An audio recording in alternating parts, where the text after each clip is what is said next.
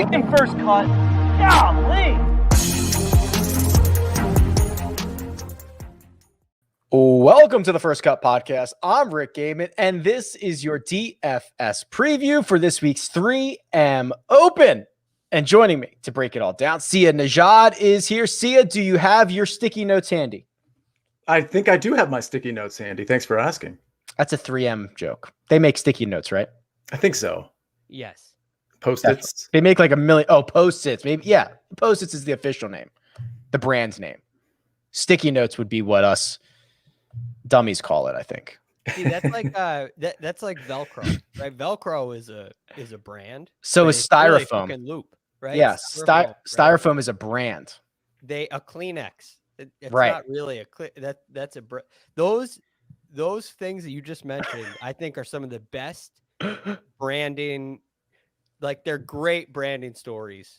They're almost too good, Greg. Yeah, because the brand becomes the product. The bad tissues are also getting lumped into Kleenex. Right. Pass me a Kleenex. All tissues are Kleenex. What other podcast do you get this type of information? That's my question. None. Yeah, this is why. Exactly. Another great one. By the way, that's Greg. That's Greg DuCharme, but you know that. You don't get this hard-hitting analysis anywhere, and it's why we are up for the People's Choice Podcast Awards. That's right. We are a finalist in the sports category, and we don't ask for much, so we are asking for a little bit of help here. All you have to do is go to podcastawards.com/app/sign-up. We'll obviously give you the link in the description. Toggle on down to sports and nominate the First Cut Podcast, and hopefully that will get us into the final round, and then I don't know, a little magic after that, and hey, maybe we win some podcast awards, boys. Get us to the weekend. By the way, That's Rick, the reason we're up for that, what's that? We're up for that because of that segue. It was just I didn't want to jump in and interrupt it, but that was professional. Brilliant, at least. We're just trying to make the cut on the number, and then and anything can happen on the weekend, right? That's our plan for this. Get us 10 shots. Just get us 10 shots. We got them right where we want them. Catch that hot putter. You never know. All right, gentlemen. We have a kind of new event here. This is the 3M Open. Only the second year we've had it. 2019, Matthew Wolff was victorious. That was when he made eagle on 18, his first victory. It was the moment. It was awesome. Michael Thompson won it last year, and I think he also gave us a great moment, Greg. He was nails down the stretch, and then he was emotional, and he was like, I'm going to Winged Foot, baby. That's my favorite place ever. Yeah. Oh, he hit that shot. The one memorable shot from that event for me was the bunker shot on 16. It was like a 40 or 50 yard bunker shot, right, all over a bunker with water long, and he just clipped this perfectly and landed it like 3 feet short, spun it. It was just gorgeous. The TPC Twin Cities is going to play host to this event as it has for the first two editions, Sia, and it's a par 71, 7,400 yards. You're going to see a lot of water out there, but I'm not sure there's a whole lot of defining or unique features for our purposes. You know, our purposes where we're like, oh, this course is super long, you got to be a bomber. Oh, these fairways are super narrow and the rough is thick. You got to play out of the like, I'm not sure there's a heck of a lot to hang our hat on in terms of course fit, is there? I don't think there is either. I mean, which is why when that's the case, I'm typically just going to lean back onto ball striking.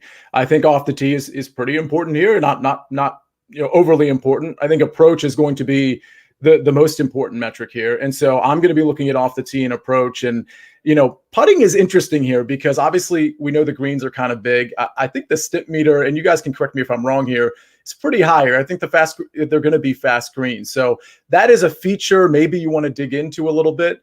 But for me, it's an approach course, and that's how I'm going to be in terms of a macro look at this. That's how I'm going to be looking at things. I'm going to show you, I'm going to share my screen here. So I've got the course key stats up here on my website, RickRunGood.com. And Greg, Sia's right. These greens, they're not huge. They just skew larger on the PGA Tour, which usually means that guys are going to hit more greens, but also they will 3-putt more often. It's not a huge percentage, but, and again, they're not huge, 6,500 square feet on average, but might be something to consider if you're looking for a couple of tiebreakers. Yeah, these things are interesting But it's you look at the past results of this. You mentioned Michael Thompson and Matthew Wolf. They couldn't be more different as players. I know. Right. I mean, you've had guys like Richie Werenski, old Bryson playing well, Colin Morikawa playing well. I guess he's kind of proved that venue doesn't really matter for him, but maybe that's a nod to the iron play. So there are a lot of guys. There are a lot of different styles that work around here.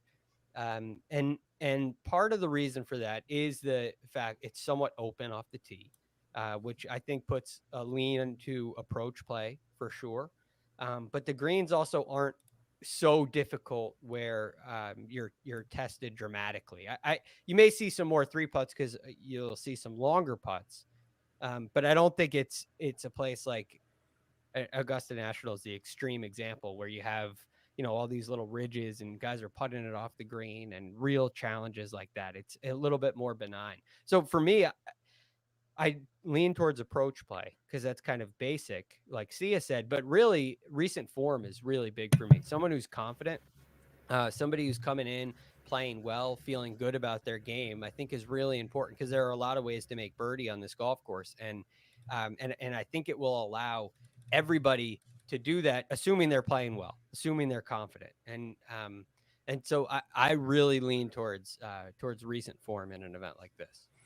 I'm just kind of clicking through some stats as Greg was talking here, looking at the last 36 rounds for everybody in the field. If it does turn into kind of an approach contest, Stuart Sink leads the way there, which I don't think many people would have realized. He's gaining nearly a stroke and a quarter per round in that stretch. Keegan Bradley, Emiliano Grillo, Kyle Stanley, those are familiar names. Also, an Arnold Palmer designed course. What kind of a goat do you have to be, Sia, to not only design golf courses, but also be the man behind Arnold Palmer spikes? Come on, that's what a goat. What a goat.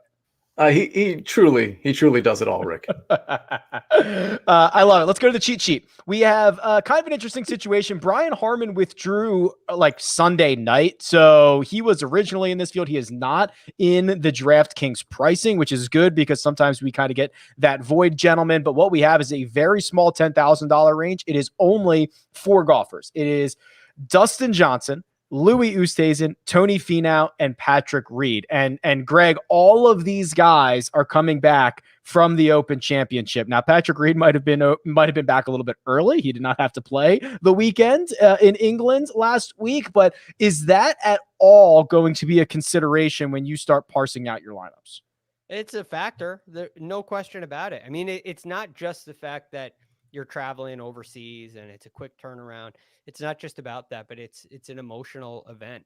And for somebody like Dustin Johnson, Louis Oosthuizen especially, I mean, he just jumps off the page here as an emotional defeat, I guess you could say, a disappointing round on Sunday. What is his mindset going to be? Is this going to be an exhale week? I always talk about how players try to peak for certain times, and not all players try to peak for majors, but the guys in this group, they do.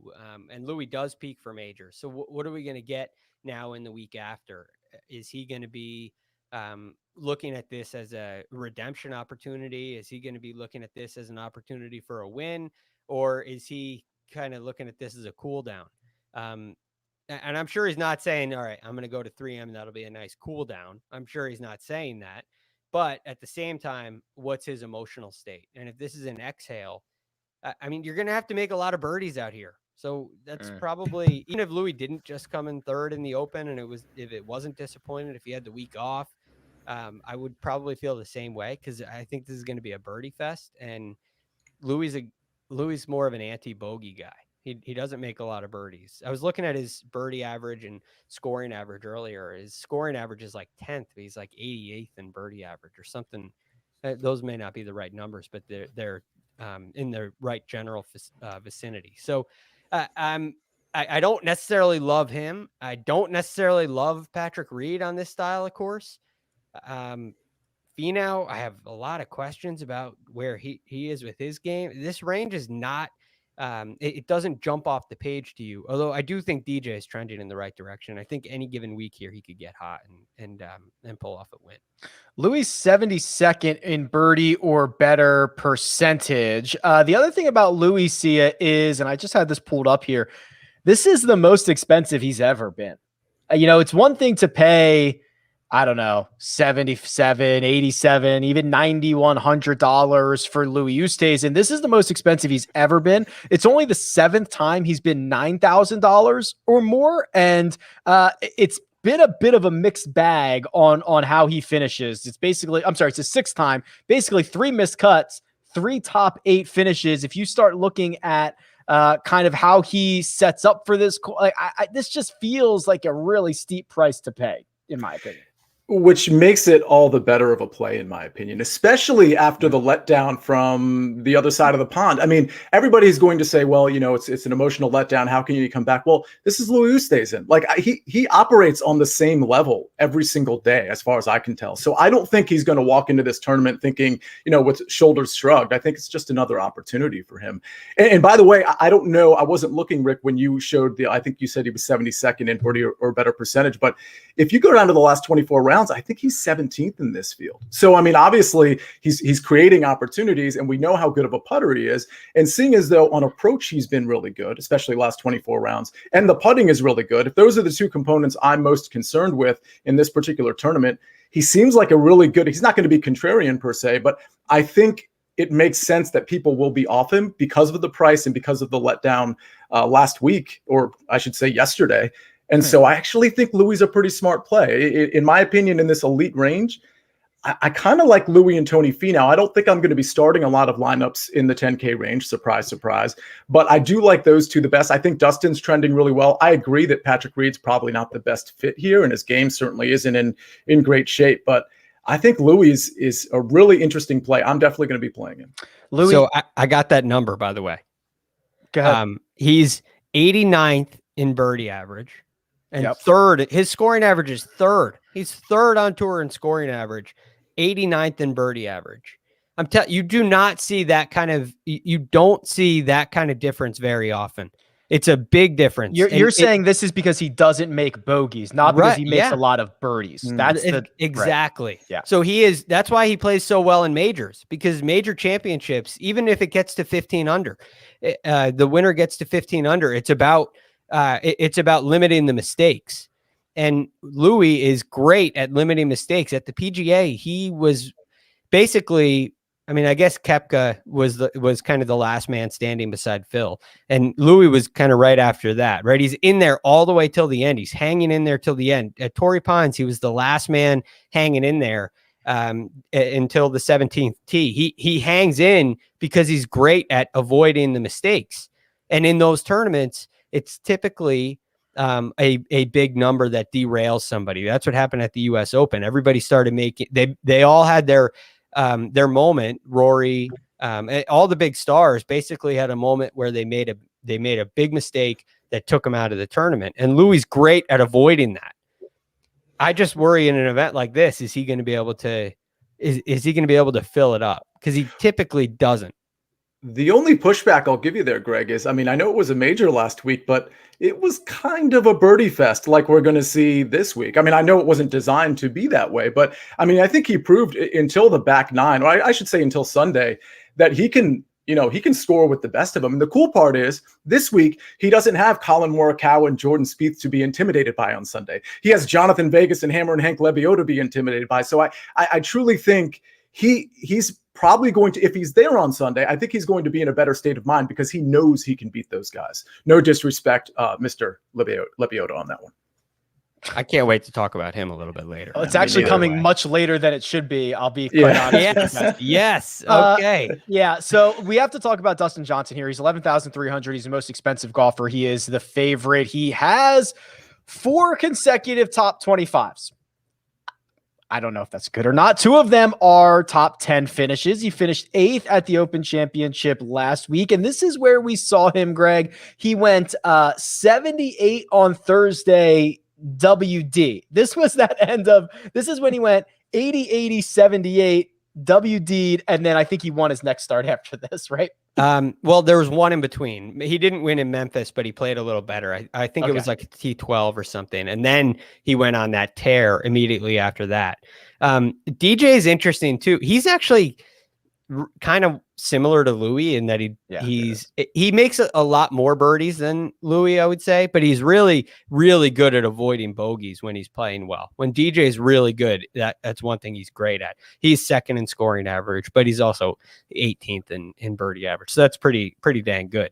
But the thing about DJ, as I've been watching him lately, I'm seeing him get better and better and better tee to green. It looks like he's got more and more control of his shot shape, but the putter is lagging behind a little bit. And I think when you see a player like Dustin Johnson finishing T18 or T8 or T25, typically it's the putter that holds him back. And tee to green, a guy like that can finish T18 and hit it well enough to win, where you don't even really see him. He's not even really contending, but he had a chance to win. And it was just one thing that kind of held him back, or one round that held him back. That's what happened at the Open. But I think the putter is around the corner. And when he gets that figured out, I really think you're going to see a DJ contend and win again soon. It's not the switch that we kind of expected to flip, where last year he was hurt. So last year his back was bothering him. He says it's because he was swinging really bad. So he lost his ball striking. He wasn't hitting it very well at all. Then he gets injured, and everything kind of fades away. And then he figures out his swing, and that's when the switch flips. So that's kind of my question with DJ. What's going to happen with his putter? I think he's more in a gradual build this year than the switch flip.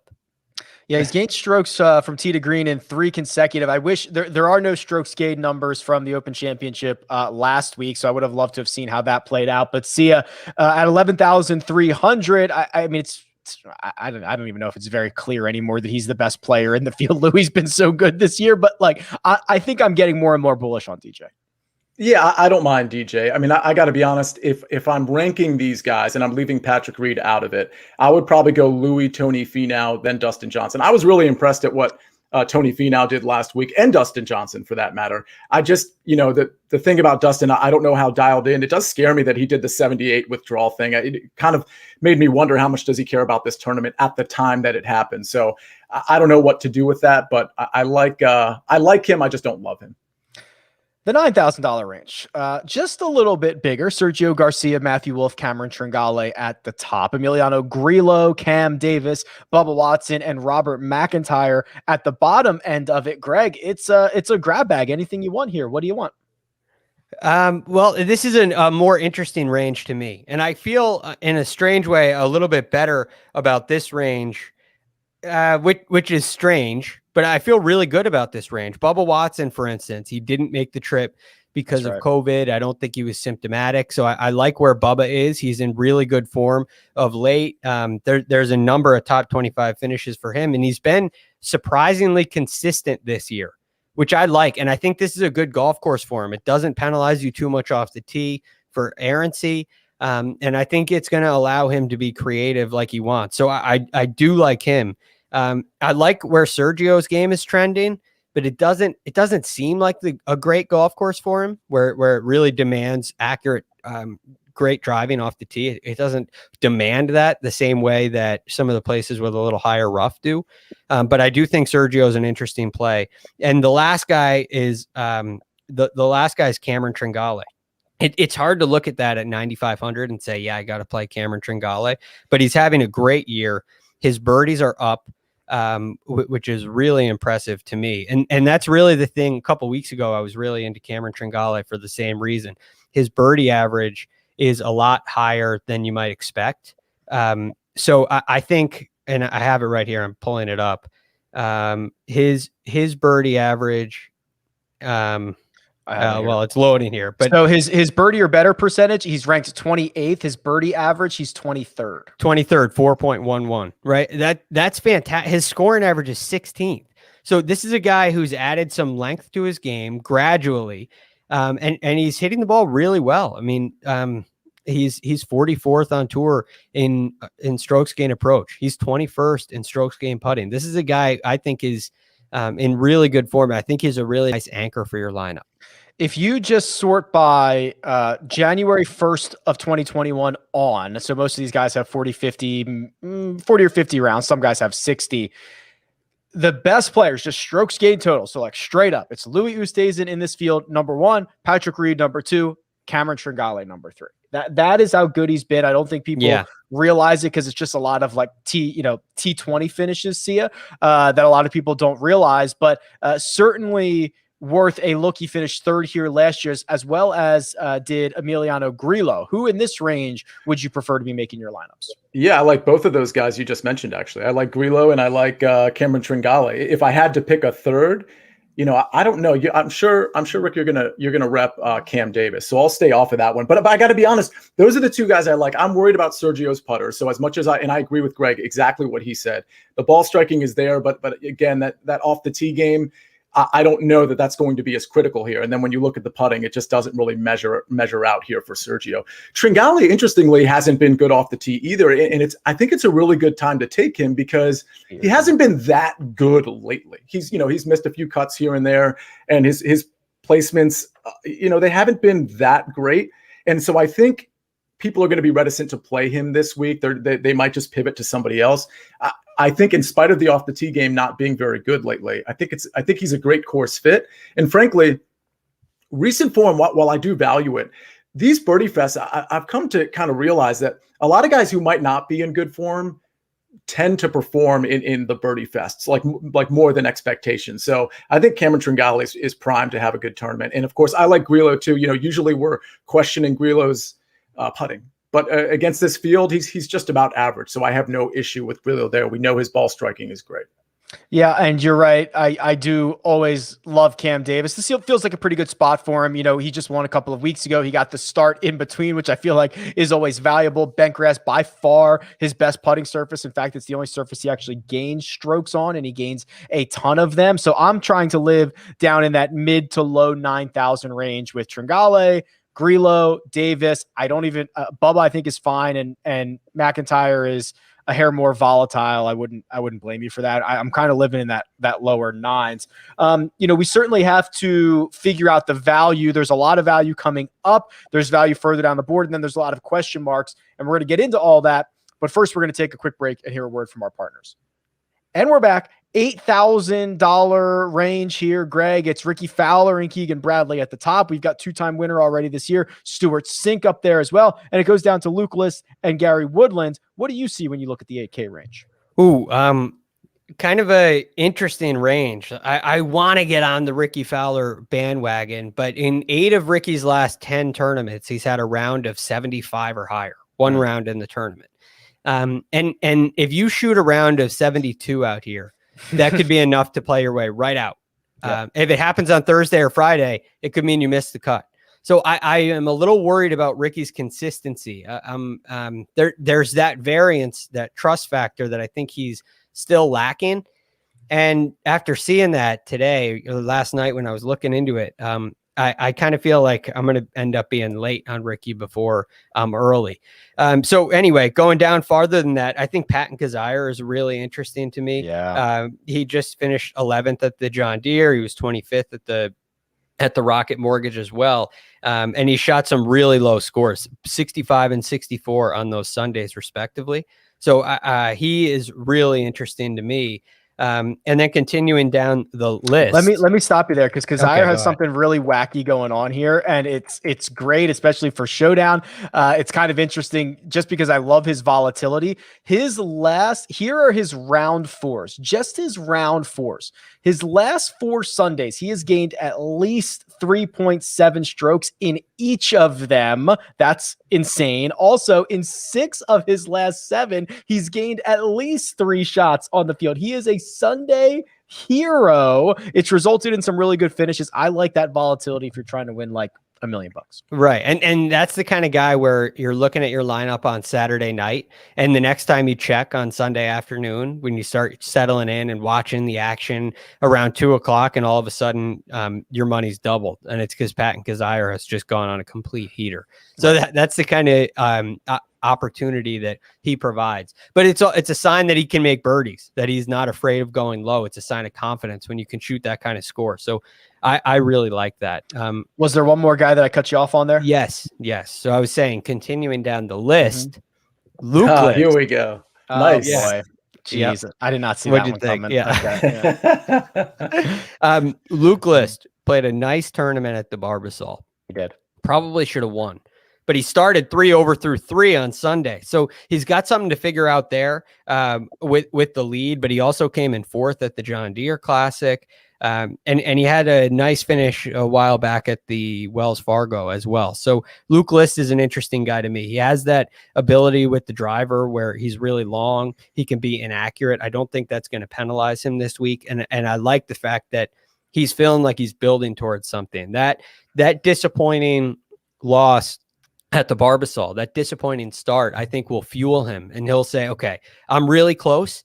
I have this one more hurdle to jump. And this is the next step towards peaking. He is on his way to peaking. He's not on his way down from something where he was trying to get so close to win a major, and all of a sudden the majors are over for the year. And okay, well, I mean, what now? I got to reevaluate. He's not in a reevaluate stage. He's in I'm right there. And I think that's a good, hungry place to be in.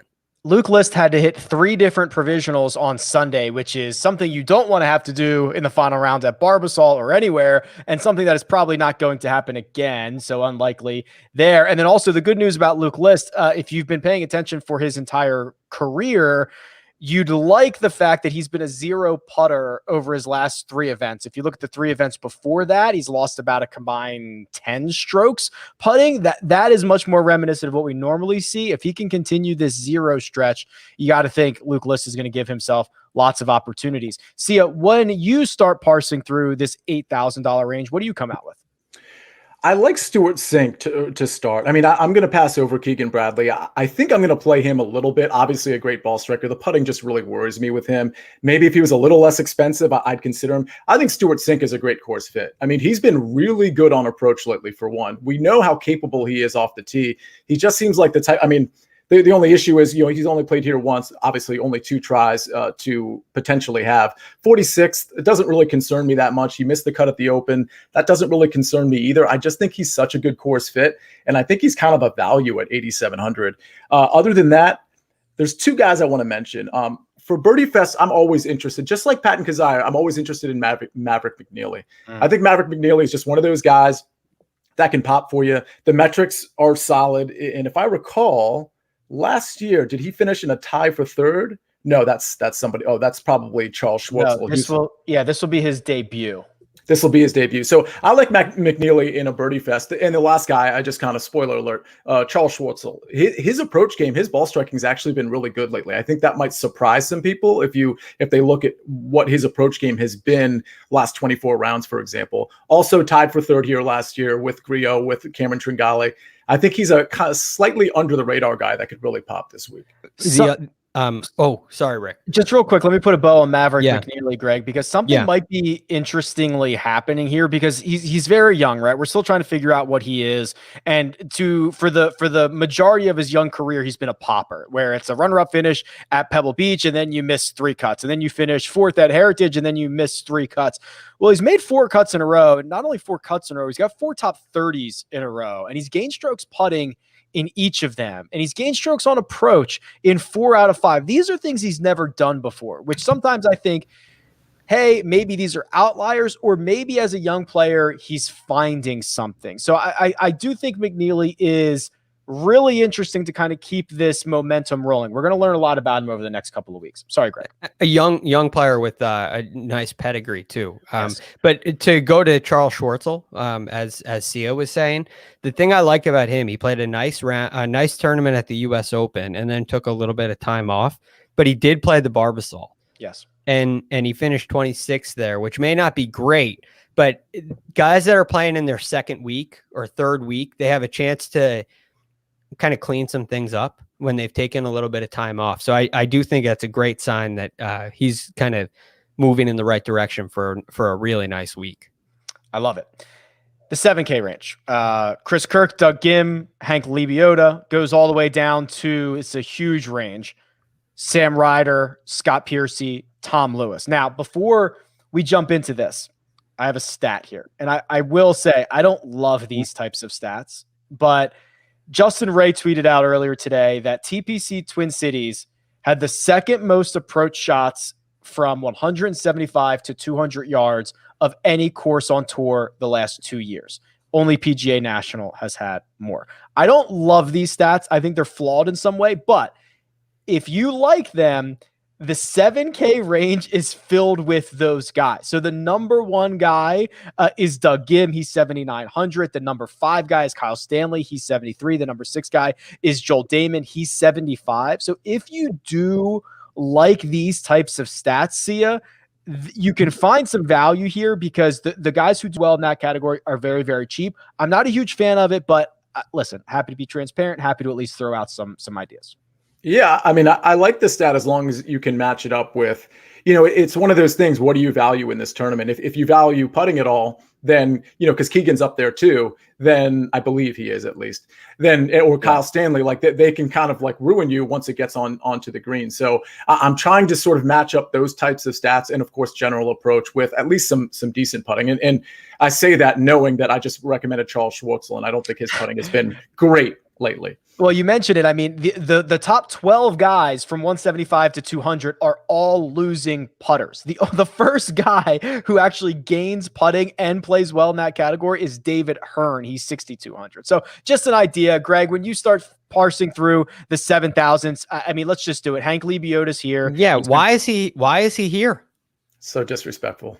It's so disrespectful. I mean, I'm not necessarily like, this might be the week that he falls off, but that's not what this pricing's about. Right? I mean, he came in 8th in his last start, 4th the one before that, 5th the one before that, 31st, 17th, 51st with a 77, or I'm sorry, 271. That's a 71. Oh yeah, 77 round 3 of the Wells Fargo. That was his 51st. 13th at the Valspar. The guy has been consistently good for more than 2 weeks.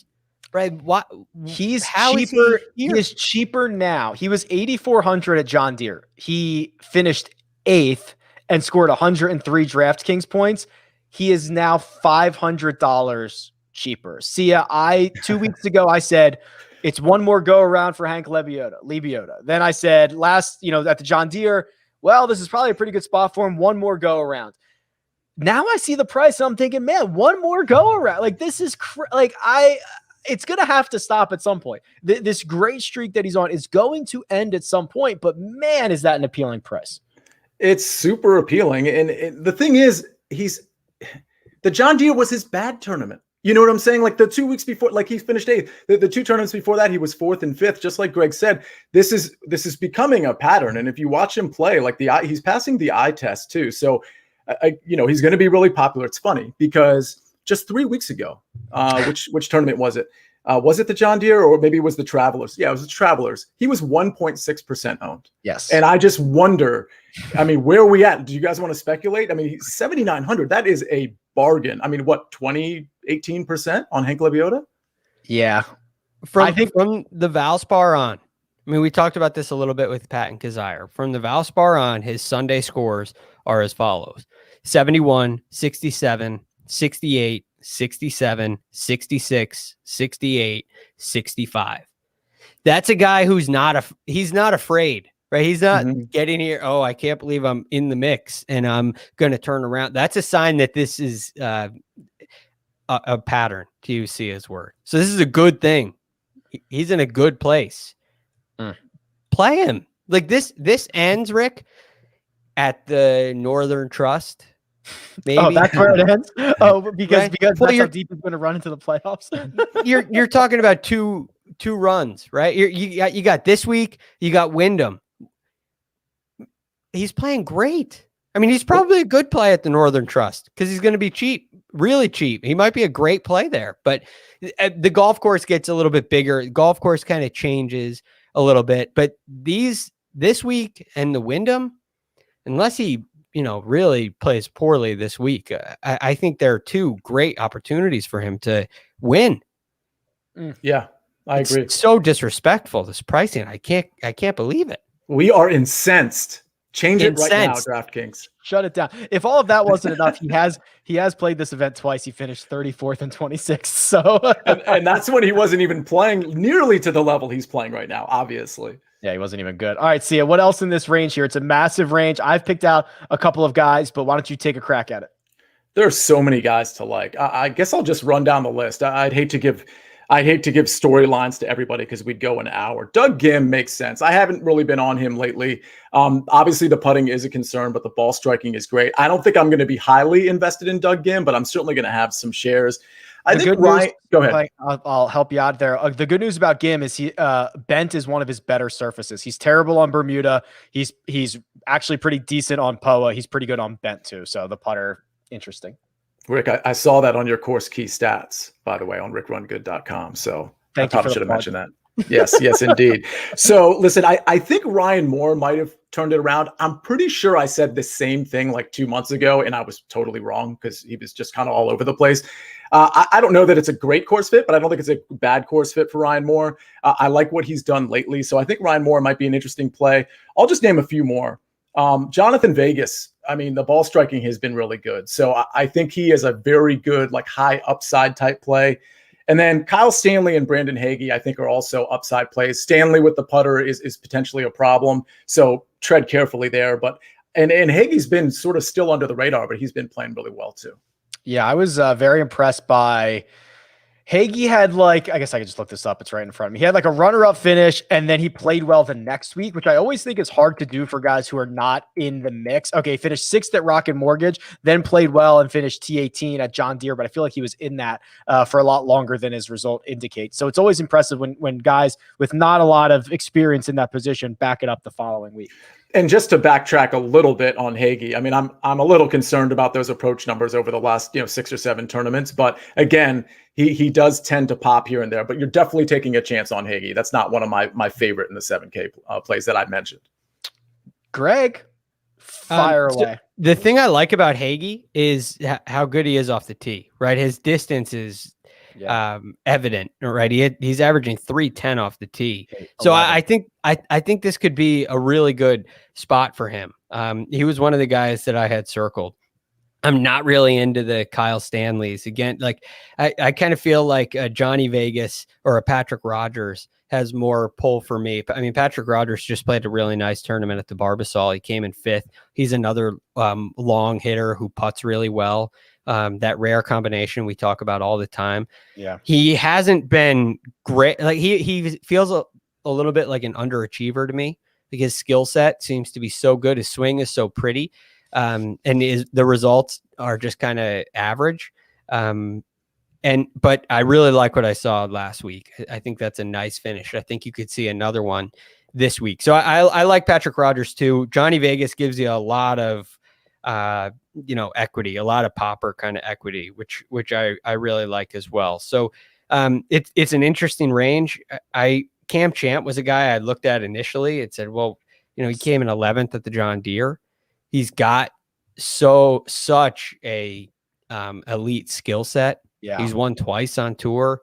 He can tear a golf course apart with his driver. He was on my short list too, Greg. Yeah.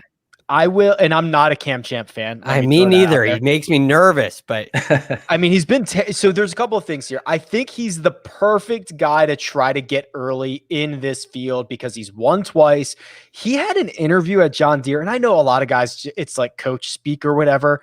Like in the NFL, they just say, every player in NFL training camp is always in the best shape of their life. That's not true, but they tell you that every single time. Right, because they want to make the team. Right. Cam Champ said, I am playing the best golf of my life, and I know the 5 missed cuts in a row don't really show that, but I'm playing well. And he did play much better at John Deere. He's leaning into the weapon. I love that. If he's going to be a 0 on approach, that's fine. Just don't blow it in other places. And this might be a pretty good spot for him. So I'm going to take one crack at being early on Cam Champ and see what happens. And I think this is a pretty decent place to try to find it. I kind of agree, Rick. I do agree.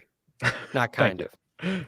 The other guy is, and we've been tracking him for a couple of weeks because he just made his PGA Tour debut a couple of weeks ago, is Mito Pereira. So he missed the cut at Rocket Mortgage and is seemingly getting more. We knew this would happen, right? Get more comfortable on the PGA Tour. Finished T34 at the John Deere, finished 5th at the Barbasol last week. He's ball striking the heck out of it right now. This is a guy who got on tour because he won 3 times on the Corn Ferry. I'm growing on Mito, and I think he's only 70. He's 7,600. Cam Champ's 7,100. He's actually much cheaper if that's a place you want to go. But he also has no picture on the DraftKings board, and I'd play love to know what Sia thinks about that. When you don't have a picture up there, what does that do to ownership? Because I imagine it just keeps it way down.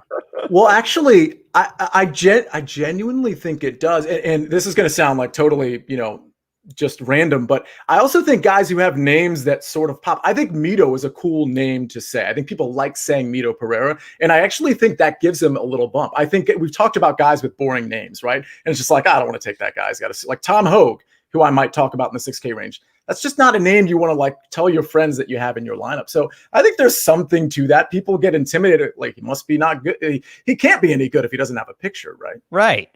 This is what he looks like, by the way, in case you're wondering. Yeah.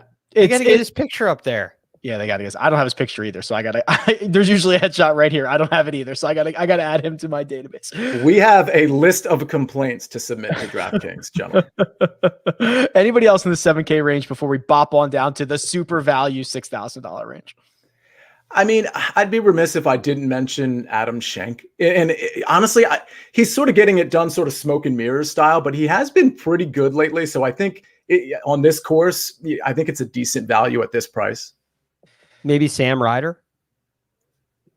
Oh, Sam. Okay, real quick on Adam Schenk, he's gained strokes off the tee, and I'll call it 6 because 6 ago he was a dead zero. T15, T4 in his last 2. Who was it? Sam Ryder? Is that what you said? Yeah, he just came in 3rd, and he was like, something happened on a shot late in the round where somebody said something or something happened he wasn't very happy about. I didn't see that at the Barbasol. There, like maybe it was a picture or something. I'm not confusing it with Jordan Spieth on 8 at the Open. It was this is something that happened. I honestly, it was kind of on in the background. I was working and I heard him saying he's not really happy about that.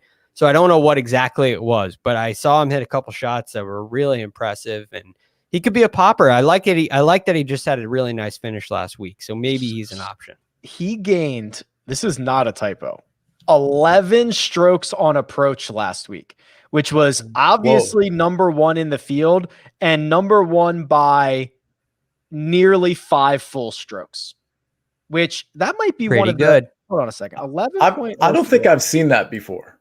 11 point.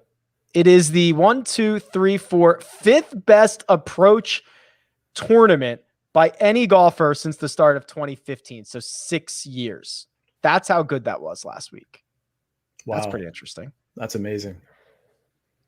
Just bring maybe like he's more than a maybe of that. That's impressive. The putting isn't so great, but I mean, I guess if you're gaining 11 strokes on approach, the putting almost doesn't even matter. Yeah, I could finish 3rd if I gained 11 strokes on approach and let me putt. Wow, interesting. That's a little nugget we found. $6,000 range, and oh boy, the $6,000 range. It starts with Brandon Stone, Rafa Cabrera Bello, Roger Sloan, Russell Knox, goes all the way down. Let's see who's min price this week. Michael Kim, Martin Trainer, Kevin Stadler, Hunter, the usual suspects. Mm-hmm. Yeah. What do you see, Greg? You could go back to the well here. There are a couple guys in this range that are interesting. In the upper, I'm not going min price here, Rick. Okay, I'm not taking that deep of a dive. But 3 guys that have my interest. 1, Vincent Whaley. Yeah, definitely a big time friend of the show who was really consistent for a while and basically had four tournaments that were substandard, and we've all forgotten about him. But he did play in the Barbasol and he played a little better, so he might be a safe. Why do I always say the word safe in the 6K range? Nobody is safe. Nobody is safe, but he may be a safer 6K option here to make you a cut. A volatile option if you need a guy who you think could win down here. Well, I have two. One, Wyndham Clark. That kind of game I think could really translate here. And the other is Chesson Hadley, who has had some kind of an interesting year, interesting trials and tribulations this year. And I wonder if he's still on the climb to a victory. I know he missed the cut at the Barbasol. I know he didn't play well, but he did play some really nice rounds at the John Deere. Weekend didn't go great, and he fell off. And obviously the Palmetto, which is well documented. Well documented. If I just read this correctly, Norman Zhang Monday qualified into this, and if that is the case, and he gets added into this field, and he is like $6,000, I am all in on Norman Zhang. Yeah, I think he was a teammate of Wyndham Clark's at Oregon. I think they if they're not teammates, they have the same coach in Jeff Smith. So Norman, that's quite a golf swing. I played with him 2 months ago, and they all look, you could be the 3,000th best golfer in the world, and I'd be like, that's the most amazing swing I've ever seen. I mean, he was the nicest guy, and he was just pure stripe show all day long. Launches it, right? I gotta get him in this field. Yeah, that would be amazing. See ya. Find me some value, please. First of all, before I even mention the 6K range, I think Tom Lewis is sneaky. He's 7K. I just wanted to get that out there because he made the cut here last year, and he's made, I think, 4 cuts in a row. The finishing positions aren't super high, but in this field, they certainly could be higher. I think that's like, listen, if we're talking about the 6K range, I mean, 7K, it's almost the same thing. So I just wanted to mention that. There's not a lot I like in the 6K range. Normally, there's like 3 or 4 guys that I'm willing to take some chances on. I do think when you're building lineups, you can be super balanced here and to be totally fine. My point being, you don't really need to go down into the low 7K range or 6K range if you don't want to.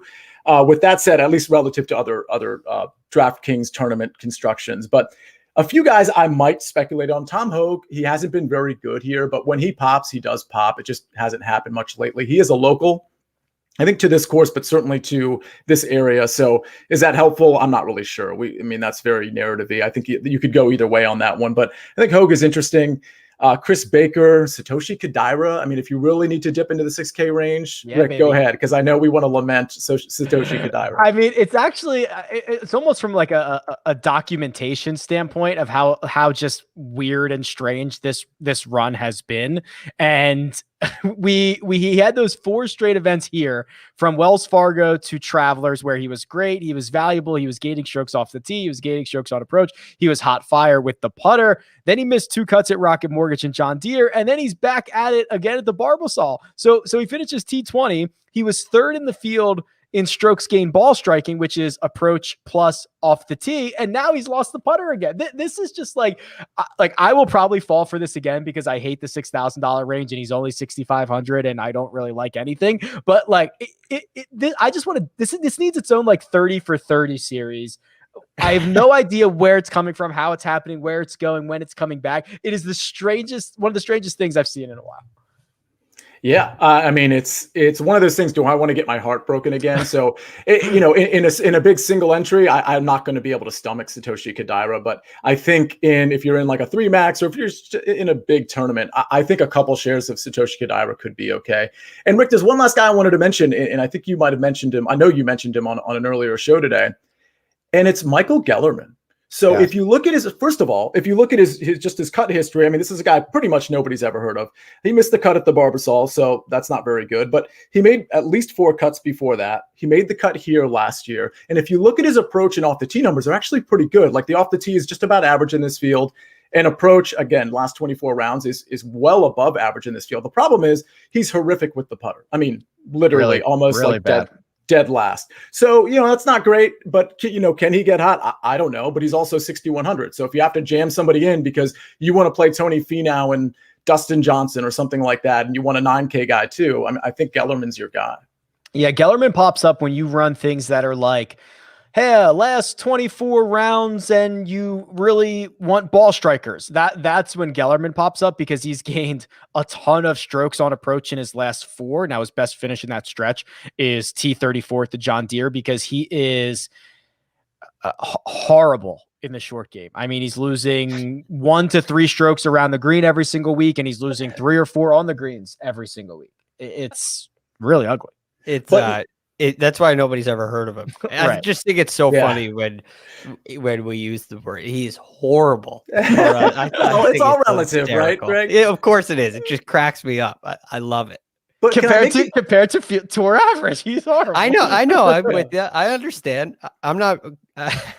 It's just funny the way you guys say it. I'm not saying what you're saying is funny, but how you're saying it is very funny.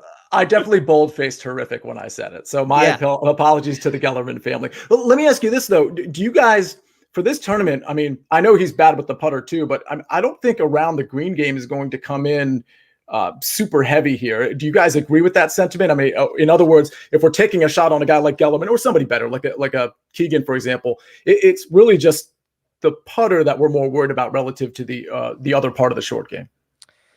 I think so. I mean, you don't get with how big these greens are, you're probably not going to get that many shots around the green. And if you are, you're not winning. So who cares? Right. Yeah, it's not going to be something that you have to lean on, but it can be something that derails you. Yes. But look, this is a 6K range. I mean, you gotta at some point you're gonna take a hit somewhere. Right. Nobody's going to check all the boxes. So at some point you got to hold thumbs and hope for the best. Kevin Tway has made 4 consecutive cuts. The last 3 are top 26s. He's gained strokes off the tee in each of those. He is by far bent is his best surface. I don't love it, but if you're super desperate, I wouldn't mind it. That's him and Kadira. Shockingly, are the guys I like down in the $6,000 range. He's also, it was his birthday last week. So if you want to ride that birthday narrative. Oh, how old is he now? I don't know. I just know his birthday was during the Open. Kevin Tway wiki. That's something I haven't typed in. Oh, he's an 88. I'm an 88. He's 32. Well, happy birthday, Kevin Tway. No, his birthday's this week. His birthday's the 23rd. See, his birthday is Friday. Oh, so he's gonna make a Friday birthday run, make the cut. What did you say his price was? 66. Oh yeah, he's in every single one of my lineups. Birthday narratives always win out. Anything else? Anybody else? Rick, you got to add a field in your on RickRunGood.com birthday. Yeah. Or maybe it's a yes/no column. Will their birthday fall Thursday this week, Sunday? Oh, that's yes or awesome. no, pass or fail. So I've actually okay. Players in this field whose sharing my birthday screen here. is We're on good. Sunday. Here's what I was thinking. Yeah, so there's so many good narratives. Like I was gonna have something where it was like the region. Like, did you grow up? Were you born, grew up, reside, or go to college within like 50 miles of here? Like that was gonna be one thing. And then is your birthday this week? It's just like in other sports, like the revenge game, like the first game back on a team that traded you. Like there should be like a little designation on DraftKings for that, like revenge game. I think they're Nejad.com. There you go. Guys, maybe it's NarrativeStreet.com. Guys, you see a run good. Yeah. At this point, you have to turn on your notifications for me because I literally did that narrative last week for the Open, like kind of as a joke, and it's a really long thread, and I think it's kind of hilarious. So I'm going to go ahead and make sure you guys see that. It was literally an entire narrative on birthdays for the Open. Go buy. I love Narrative Street. Go buy the domain. Someone's going to buy it as I say this live. NarrativeStreet.golf, because you can have a .golf domain now. Oh. Yeah. No, I'll have to go buy it. But that would be hilarious. I think that would be really funny. Yeah. Maybe it could be a little add-on to RickRunGood.com. Yeah, like RickRunGood.com/NarrativeStreet.golf. Perfect. I don't know if that's how it works. www.creedthoughts.gov/ whatever. We started on stickies. We're ending on domains. I think we have come full circle, gentlemen. That is our DFS preview for this week's 3M Open. There will be a mega preview pod on Tuesday. There will be rounds by rounds recaps each and every round. But for now, let me thank producer Jacob. Does all the hard work behind the scenes. That right there. It's Sia Nejad. You can find him at Sia Nejad and at SiaRunGood.com. That's Greg DuCharme. You can find at The Real GFT. And you can find me at RickRunGood. This has been The First Cut. And we'll catch you next time.